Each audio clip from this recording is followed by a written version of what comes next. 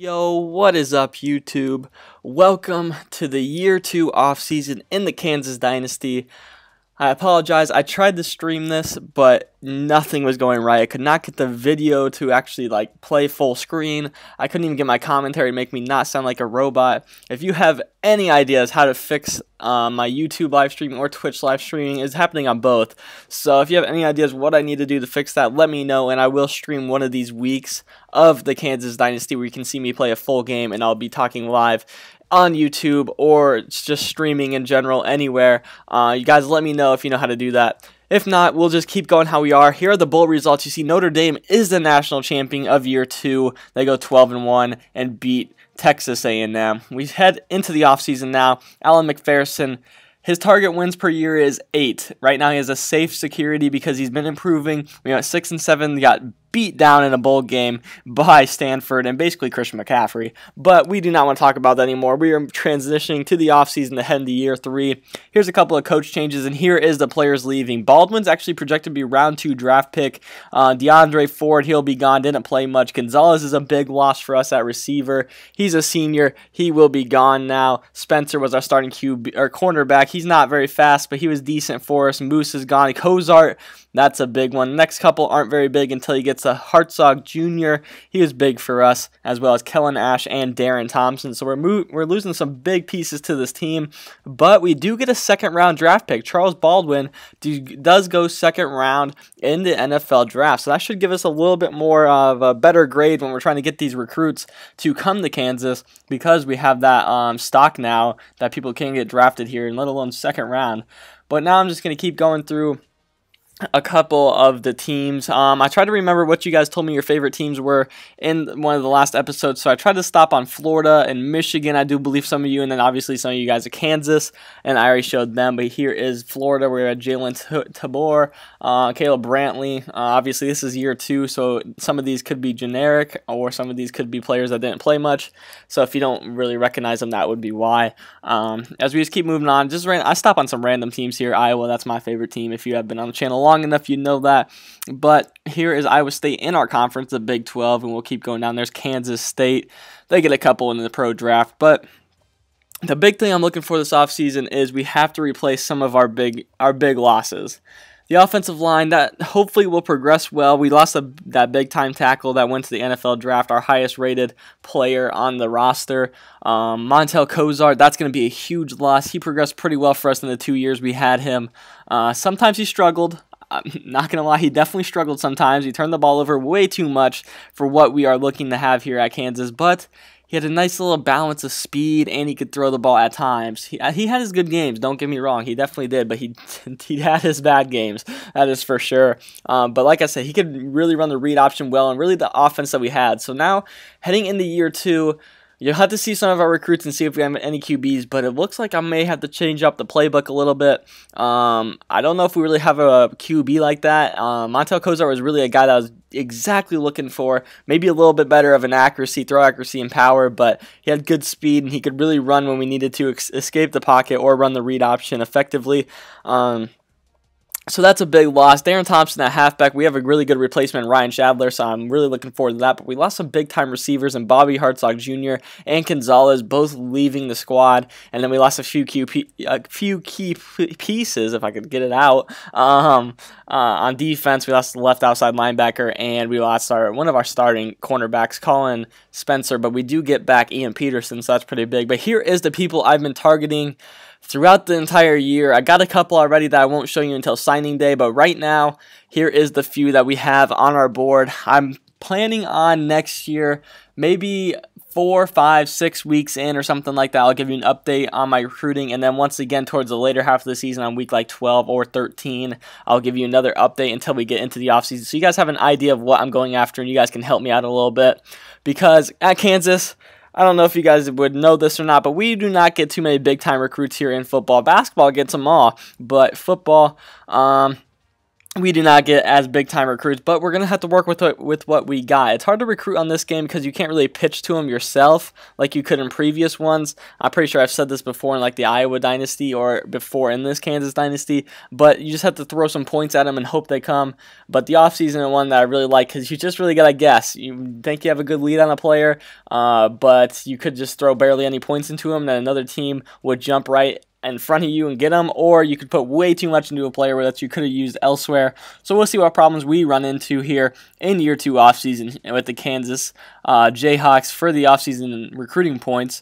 We have to get a punter. That's the main goal. We have no punter on the roster now after our punter Moose actually left. But here is the points. I want Carl Hayes. He's a 4-star. Really helped the program. He's got some really good speed. He is a fast player, and that's the one guy if I had to target that I'd want him. Next guy would be Javon Miller. He's an athlete. Looks like he could be a running back or a wide receiver, maybe in the secondary. I'm not quite sure about that, but we could definitely use him at running back or wide receiver. But here's some of the other ones that I threw a couple. I just threw 1,000 points into because I need a punter. I absolutely have to have a punter. So right now we go to signing day, and you will see in just a second who we end up getting, and you'll see we do not get Carl Hayes, our number 1 man. Didn't get him. He's heading to Tulsa. 2 punters did not commit, but we do get Leonell Stanley, 81 overall. I'm looking forward to that. But Carl Hayes does not come to Kansas, and that one hurt a little bit. I wanted him, big-time wide receiver, really replace Gonzalez or Bobby Hartsock Jr., but instead we don't get him. And we also don't get a few other guys. I would like that at cornerback Victor Day, but he left. Robert Myrick, I was so close on the passing Ole Miss. I was a lot behind, but didn't put enough into him. But we do get Javon Miller. Javon Miller we did get him. We'll keep going throughout the recruiting class here. We have James Jackson. We got like 3 or 4 receivers already, but Carl Hayes would have been that guy that put us right over the top at wide receiver. 73 overall. Could have played right away, but it's all right. We'll keep going with what we got. We got plenty of good wide receivers, so I'm not too worried about that. And we could recruit some bigger ones in the future years if we keep progressing. But we got Bo Harris there, a nice middle linebacker that we could need in the future after Hudson Hall. But I really do like this Josh Coleman, cornerback, 5'11", 165. Needs to put on some weight, but I really do like him. And you see, we are the 55th top-ranked class. 16 3-stars, 1 4-star, a 2-star, and a 1-star that I did not recruit. I don't recruit 2-stars or 1-stars because, frankly, I'd rather get a 3-star that's worth my time than a random 1-star that's never going to play. But we do have to do a position change for Javon Miller. Now, I was really debating because I knew he was only a wide receiver or a running back because I saw his ratings after this, and he's not too good at any of the other positions, to say the least. But I didn't know if I should put him at running back because I had to look at our depth here. Halfback, we have a couple up there, Shadler and Taylor Martin. Hopefully Khalil Herbert progresses a little bit, and we have some good wide receivers that are upperclassmen. So maybe I could make him as a freshman there at wide receiver, but you will see what I actually do. 72 overall, a very good prospect out of Oklahoma, 6'1", 177 pounds.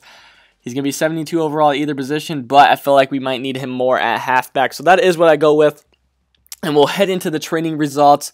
Ryan Willett, you guys need to let me know. This is the biggest thing I need from you guys in the comment section is who should be my starting quarterback. We lose Montel Cozart. We lose DeAndre Ford. But we did redshirt here Ryan Willis and Stanley. I don't remember which one. One of them stayed and one of them got redshirted. But I don't know who should be the starting QB. We don't really have a fast QB to run the read option with anymore. I told you I was running into that problem, and we right there just ran into it.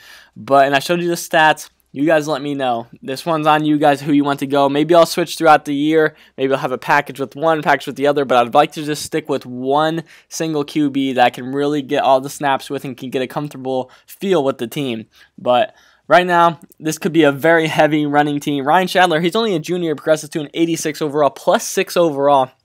He had a very good year last year and a very strong offseason. Dalen Charlotte goes up to an 86, Steven Sims Jr. to an 81, and Chase Harrell to an 80. So our wide receiver core, top 3 at least, is looking very good, and maybe we can get some production out of Patrick. Jay Sternberger goes up to an 85. He's only going to be a junior. Looking forward to that as well. Bo Lawrence, our offensive line actually looks kind of decent. 86 there at left guard, 82 at center, only a junior at 81 sophomore, actually, and an 80 senior at right tackle. That one will be a little bit weaker, but I'm looking very forward to our offensive line and our defensive tackles. You'll see here in a minute, we have some monsters there. 84, 84, 83, and 80. That is very solid at the defensive line position, or defensive tackle position. Here at left outside linebacker, maybe a weakness. Hudson Hall at middle linebacker, he progressed well to an 83. I kind of was hoping he'd go up to like +6 or +7 maybe even, but he did not quite get there. Here's Ian Peterson going up +5 to an 82. Our secondary may not be too strong this year. We'll have to wait and see. Our corners are not looking very good other than Ian Peterson. We'll have to wait and find out, though. Tyrone Miller Jr. as a junior is at an 84. And then Alex Manning only goes up +4 from being an All-American as a freshman. I was hoping he'd go up a lot more, getting him close to an 80. But he did not quite make it there. But I think he'll still be a solid player for us at the strong safety position, doing the same thing he did last year. And I look forward to having him and Ian Peterson and Tyrone Miller Jr. really being in command of that secondary there, helping out the youngsters and really hopefully can hold it down for us. Here I cut a few players. If you really cared a lot about cutting the bottom string dudes, you can slow it down, pause it, and see who I did, but I thought I'd just fast forward to it for you guys. But here is the QB situation. Ryan Willis, Keaton Perry, or Stanley. Your guys' decision. I got 2 juniors and a senior. Right now I'm thinking Willis, maybe Stanley. I'm not quite sure. You guys got to let me know. Ryan Shadler is the starting running back. As we keep going through here, Dalen Charlie, Steven Sims Jr. right there, top 2, and then there's Chase Harrell. And Tyler Patrick may not be too bad for us as the 4th-string receiver. We'll have to see how well the passing game does, as we're going to have to rely on it a lot more than just scrambling and running out of the pocket. But we got Jay Sternberger, a very good tight end, and I'll make sure I get some plays in the playbook that really utilizes him well like we did last year. Here I was just being dumb and trying to change our left tackle, but I'd rather just keep the left tackle at the position he's at than bringing the left guard out to left tackle. And now we have the we're still at the left tackle position. We'll head to the left guard eventually. We have a good depth at left guard. That will be good. Right guard, 81, 80, and an 80 at right tackle.